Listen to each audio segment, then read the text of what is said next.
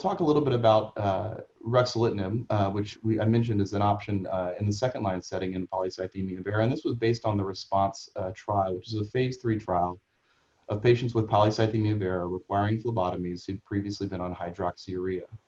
Patients were randomized 1-to-1 to either Ruxolitinib or standard therapy, and this is a study that now has 5-year data that's been presented and published recently.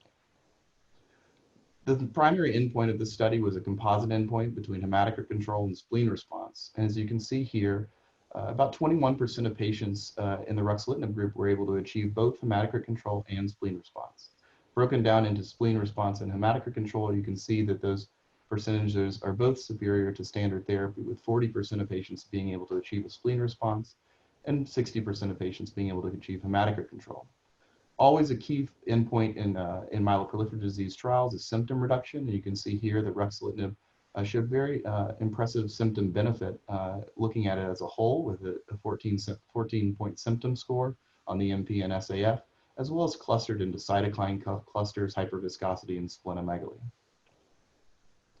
As I mentioned, that this has long-term results that have been published recently. These were presented in 2018 and published in earlier this year.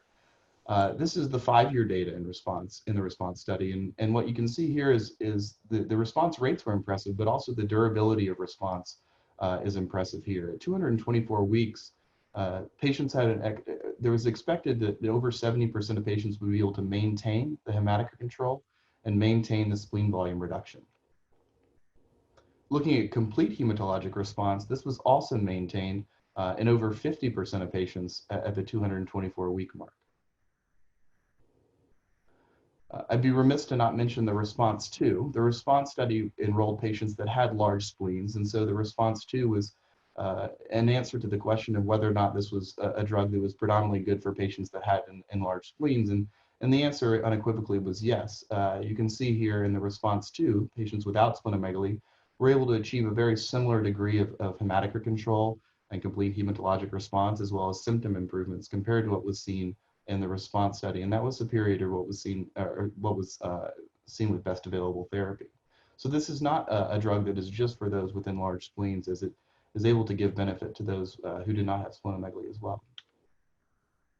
Interestingly, we think about the toll that phlebotomies take on a patient, and by repeatedly phlebotomizing patients, we make them iron deficient, and that comes with its own set of symptoms that can be quite debilitating and problematic for patients. And so it's challenging when that's the one treatment option that we offer, is to solve one problem but to create others. And so this is an interesting study looking at the effect of Ruxolitinib therapy on iron markers and iron deficiency. And if you focus on the MCVs, these are broken down into 4 lines, and it looks at patients that started with normal and abnormal iron levels, whether or not they were on Ruxolitinib or best available therapy. But you can see in the patients that had low MCVs and low iron saturations, suggestive of significant iron deficiency, those numbers improved over time while on the Ruxolitinib therapy to a degree not seen in the best available therapy arm.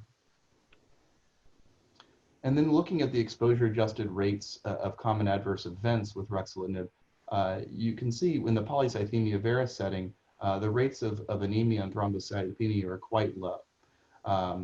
And while there are a lot of different adverse events listed here, the rates of grade 3 or 4 side effects are quite low.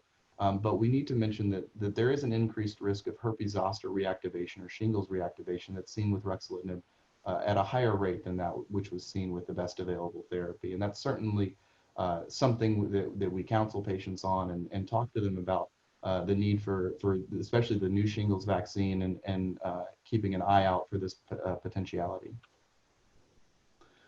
And while the primary endpoint or secondary that was not really included, or thromboembolic events were not really included as a primary endpoint within the study, that is often the goal of treatment in polycythemia vera patients, is to prevent further thromboembolic events. But looking at this, you can see that the rates of thromboembolic events with Ruxolitinib are quite low, occurring in 1% of patients compared to a higher rate that was seen with best available therapy. And in the patients that crossed over from Ruxolitinib over to from best available therapy over to the Ruxolitinib, the rate was quite low as well. And so I think that that's very reassuring to know that this is often what we're trying to prevent from happening, and that while not included as a primary endpoint, this was something that was seen in a very few amount of patients. As far as safety goes, we worry about the potential for secondary malignancies in patients that are treated with ruxolitinib. And here you can see the rate of this was about 7 per 100 patient years in those patients originally randomized to ruxolitinib. And that was a little bit more than what we saw with best available therapy, where that rate was 4.1 per 100 patient years, and a little bit in between that in the crossover group. And also the rates of non-melanoma skin cancer were 5.1 in the original patients that were randomized to ruxolitinib, and that was about double what was seen with the best available therapy arm as well. So while I know the four of us are in Texas and Florida, so we always recommend patients be seeing their dermatologist pretty regularly, but this is something to counsel patients on while they are on ruxolitinib.